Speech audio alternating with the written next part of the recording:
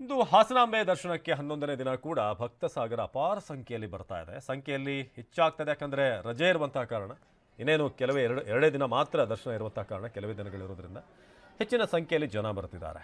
ಮುಂಜಾನೆ 5 ಗಂಟೆಯಿಂದಲೇ ಆರಂಭ ಆಗಿರುವಂಥ ದೇವಿಯ ದರ್ಶನ, ಸರತಿ ಸಾಲಿನಲ್ಲಿ ನಿಂತು ದೇವಿಯ ದರ್ಶನ ಪಡಿತಿದ್ದಾರೆ ಭಕ್ತರು. ಸೊ ಹಾಸನಾಂಬೆಯ ದರ್ಶನಕ್ಕೆ ಅಪಾರ ಸಂಖ್ಯೆಯಲ್ಲಿ ಜನ, ಎಷ್ಟು ಮಟ್ಟಿಗೆ ಅಂತಂದರೆ ಮೊನ್ನೆ ಬಸ್ ಸ್ಟ್ಯಾಂಡ್ವರೆಗೂ ಕೂಡ ಕ್ಯೂ ಇತ್ತು. ಈ 300 ರೂಪಾಯಿ ಕ್ಯೂ, 1000 ರೂಪಾಯಿ ಕ್ಯೂ ಎಲ್ಲವೂ ಕೂಡ ಫುಲ್ ಆಗ್ತಾ ಇತ್ತು. ಜೊತೆಗೆ ನಿನ್ನೆ ಒಂದಷ್ಟು ಹೈಡ್ರಾಮಾ ಕೂಡ ನಡೀತು. ಮತ್ತಿನ್ನು ಕೆಲವರು ಏನಂತಂದರೆ ಗರ್ಭಗುಡಿಗೆ ಬಂದಾಗ ಭಾಳ ಟೈಮ್ ತೊಗೊಳ್ತಾರಲ್ಲಿ.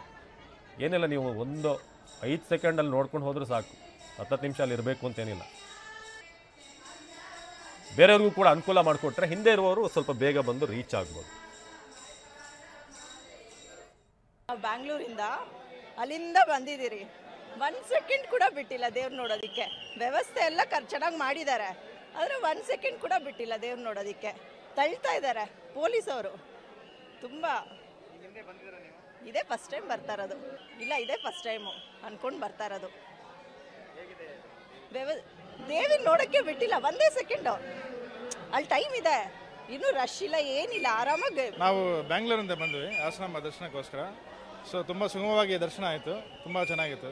ಎಲ್ಲ ಬರೋರಿಗೆಲ್ಲರಿಗೂ ಜನರಿಗೂ ಸುಗಮವಾಗಿ ಹಿಂದೆ ಲಾಸ್ಟ್ ಇಯರ್ ಹಾಂ ಈ ಸತಿ ಬೆಂಗಳೂರು ನೋಡಲೇಬೇಕು ಅಂತ ನಿನ್ನೆ ಇಲ್ಲಿಗೆ ದರ್ಶನ ಮಾಡೋದಕ್ಕೆ ಬಂದಿದ್ದೀವಿ. ತುಂಬ ಸಂತೋಷ ಆಯಿತು. ನಾವು ಟ್ರೈನಲ್ಲಿ ಬರಲ್ಲ, 10:15ಗೆ ಬಸ್ಸಲ್ಲಿ ಹತ್ತೀವಿ ಮೆಜೆಸ್ಟಿಕ್ಕು. ಇಲ್ಲಿ 2:45 ಬಂದ್ವಿ. ಇಲ್ಲಿ 3 ಗಂಟೆಗೆ ಲೈನಿಗೆ ನಿಂತ್ವಿ. ಈಗ ದರ್ಶನ ಮುಗೀತು. ದರ್ಶನ ಇವಾಗ 1000 ರೂಪಾಯಿ ಟಿಕೆಟಲ್ಲಿ ಬಂದ್ವಿ. ವಿತಿನ್ 10 ಮಿನಿಟ್ಸಲ್ಲಿ ಆಯಿತು. ಬಟ್ ಅದು ದೇವ್ರನ್ನ ನೋಡೋಕ್ಕೆ ಬಿಡಲ್ಲ, ಪೊಲೀಸರು ತಳ್ಳೇ ಬಿಡ್ತಾರೆ. ಅದು ಸ್ವಲ್ಪ ವ್ಯವಸ್ಥೆ ಚೆನ್ನಾಗಾಗಬೇಕು. ಎಲ್ಲರೂ ತುಂಬ